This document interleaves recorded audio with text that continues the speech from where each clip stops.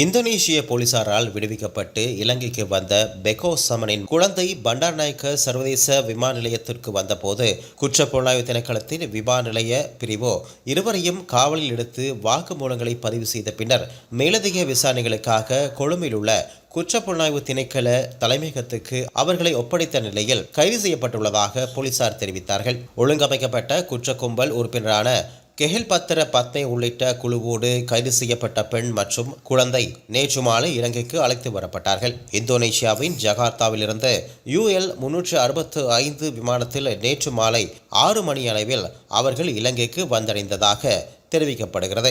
கெஹில் பத்திர பத்மே தலைமையிலான குழு சமீபத்தில் ஜகார்த்தாவில் கைது செய்யப்பட்ட நிலையில் அந்த பெண்ணும் குழந்தையும் அங்கு தடுத்து வைக்கப்பட்டிருந்தார்கள்.